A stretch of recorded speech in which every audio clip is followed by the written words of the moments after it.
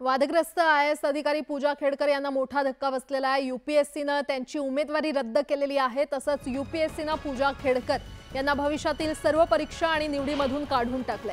पूजा खेडकर यांनी नियमांचं उल्लंघन केल्याचं आणि त्यामध्ये दोषी आढळल्यामुळे त्यांच्यावर ही मोठी कारवाई करण्यात आली आहे।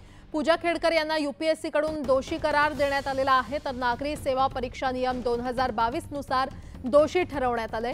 पूजा खेडकर यांची उमेदवारी रद्द करण्यात आली आहे। विशेष म्हणजे पूजा खेडकर यांच्या बाजूने आज कोर्टात युक्तिवाद करण्यात आला होता की अजून UPSCने दोषी ठरवलेलं नाही। UPSC कडून आज दुपारपर्यंत तिचं म्हणणं मांडायला वेळ देण्यात आला होता। अखेर UPSCने पूजा खेडकर यांच्यावर कडक कारवाई केलेली आहे। जरी काढून घेण्यात आला असलं तरी त्यांना संपूर्ण चौकशीची संधी देऊन पुढची कारवाई करण्यात येईल, म्हणजे त्यांचे IAS पदी काढून घेण्यात येईल। पूजा खेडकरवर स्वतः UPSCने FIR दाखल केलेला आहे, त्यामुळे इथून पुढे त्यांच्यावर कारवाई होईलच।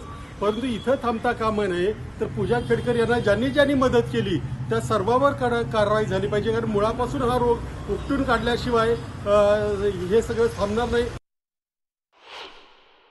सावध स्वागत असे शब्द वापरेल की हा घेतला हा योग्य। UPSC सारख्या व्यवस्थेकडून जी अपेक्षा आहे ती या बाबतीत पूर्ण झाली। पण मी या निमित्ताने माझी UPSCला सुद्धा विनंती राहील की केवळ या एका प्रकारावर न थांबता UPSCने कायद्याच्या भाषेत ज्याला म्हणतात सुओ मोटो आपणहून असे काही अन्य घडत नाहीत ना आणि यापुढेही घडणार नाहीत ना, यासाठी UPSCने पावलं उचलावीत अशी माझी सुद्धा UPSCकडे विनंती राहील।